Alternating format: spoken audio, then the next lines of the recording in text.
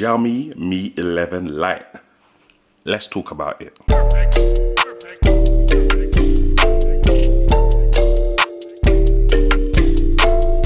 Yes, what's going on, people? Tech Jamo, we're out here with the Xiaomi Mi 11 Lite.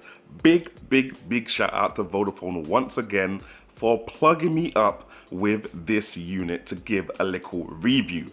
Now, Xiaomi, I haven't really touched any phone from that company since I had the Pocophone X3 NFC last year, and that phone was deep. It had like a Snapdragon 732G, had 6GB of RAM and all that, and yeah fam, the battery life was generally cool.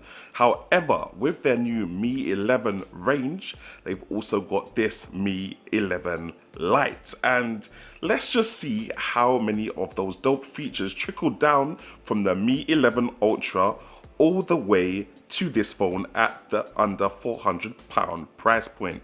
Now, the unboxing situation is pretty much simplistic. You get the phone, you get a little condom case, you get a couple little leaflets about instructions and setting up the phone and stuff like that. You get the little SIM pin tool, and you get a USB-C plus a charging brick for the phone. Now, I have to highlight those features because there are certain phones which cost more and don't have their own charger included in the box. It still confuses me to this day at how you can pay more for a device but get less with the device. It just doesn't make sense to me. Now, moving on to design, I love the design of this phone. This phone, I feel, has the best design of any phone I've seen this year. Look at this yellow finish, guys. This is peng, and it's got that young Mi 11 style to it. And it's even got these kind of gold trim accents around the yellow version, which just really emphasize the premium feel of this phone, especially at this price point where you don't usually get that premium feel. Like, look at the A52 5G from Samsung that man reviewed the other day. It felt very plasticky. However, this feels very glass and metal. I'm not even sure what the materials are, but I'm telling you, that's how it feels when you hold it, when a normal person will hold it. It's also got the side-mounted fingerprint sensor, which is really cool too. The design is definitely a win on this phone for me. Now, for the display.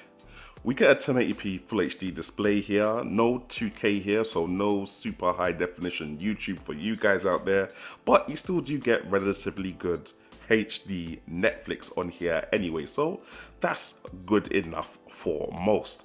Now, you also get 90 Hz on here, so any game that is able to run at 90 frames per second could potentially run at 90 frames per second if the processor in this phone is able to power that. But apart from that, yeah, no, it's a good, decent screen. I've not noticed any issues with it. It does look very nice. It's very colorful, vibrant, and it gets decently bright in the daylight, even though we've only kind of had clouds recently this part of June. And it just looks nice.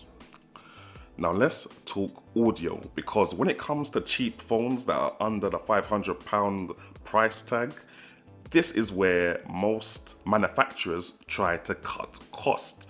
Now, with this phone, however, you get stereo speakers, and that's really kind of unheard of when you're at this price point.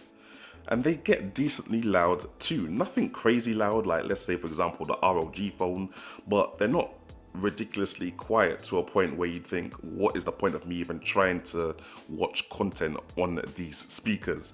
And the Bluetooth performance is quite decent too, like playing music through speakers, through headphones and stuff like that. It does get quite loud.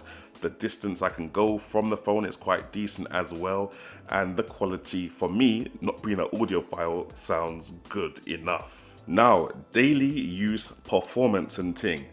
For me, it's been calm. My daily use usually consists of a little bit of emails, Instagram, Twitter, Facebook, you know, the whole social media babang, little piece of camera and ting like that, a little bit of web browsing and ting. Doing all of that, normal phone stuff, it's been fine.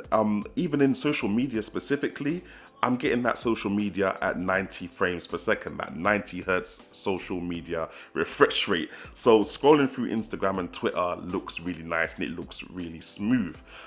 Switching from apps, I haven't really noticed any slowdowns. The only slowdown I really kind of noticed was when I was web browsing and I used Chrome and I asked Chrome to display the web page in desktop mode. And yeah, no, it started stuttering a bit as I was scrolling up and down. I noticed that the 90 hertz refresh rate wasn't really there anymore. So, everything else apart from that seemed to run smoothly. Now, gaming. Now, I like to pretend that I'm a big mobile gamer, but in reality, that's just not me. I just play a couple of games to see what the performance is like. I literally make a video and then that's it. However, if you are that guy, you want to play a little bit of Call of Duty, PUBG, this is more than able to do that. And I've said that with most phones. The way that Android games are optimized to run on Snapdragon processors is ridiculously good. Like, they literally run on anything. So you're not going to get your 90 hertz exactly, but you'll still get a quite decent frame rate that's playable for playing a game on your phone. And I played little 30-minute bursts and everything with the performance seemed okay. It was only Fortnite which kind of seemed a bit dodgy for performance kind of thing. Now, talking cameras, I think this is decent for your social media. Like, let's say if you're gonna do a little bit of Instagram posting, Twitter posting, Facebook, them things there, your pictures will come out nice if they have good lighting. In the nighttime, when it's darker, low light settings kind of thing, it's not so good. Video now, it's a little bit all over the place. So you've got 4K at 30 frames per second maximum on the main sensor on the rear of the phone. You've got 1080p at 30 frames per second maximum on the ultra wide sensor on the back of the phone. And you've got 1080p 60 frames per second on the front facing camera on the front of the phone.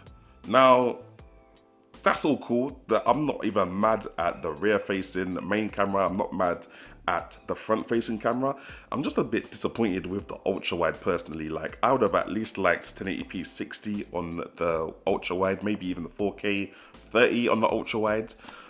Maybe I'm just spoiled with the Galaxy S21 Ultra, which gave 4K 60 on every single camera that was on the phone. But yeah, it is what it is. Now, external microphone support is there, especially in the stock camera app. Just got to get a little USB-C to 3.5mm adapter, plug in that young microphone and you're good to go. And obviously you've got all the other random camera weirdness there as well, like panorama, time-lapse mode, slow motion, portrait, them things there. It's all included in the camera app. So yeah, in conclusion guys, the Mi 11 Lite is a phone for people that just need their phone to do the bare necessities. Like, it looks premium, it works well for social media and stuff like that. It's able to take the odd picture here and there. It can take the odd video here and there. And the performance and battery are very good. However, you just don't get any sweets and treats for power users. And when I say power users, I'm talking about the people that are video gaming on their phones, the people that are editing 4K footage on their phones, the people that are using their phones as a main tool for creating content. I don't really think this is that phone there. I mean, obviously, I think you could probably create TikTok content on this phone, but past that, I don't think, this is not for creating content, not for content creators. But anyway, let me know what you guys think about the phone. Link in the description section below. Big shout out to Vodafone again, and I'll catch you guys in the next one. Bless.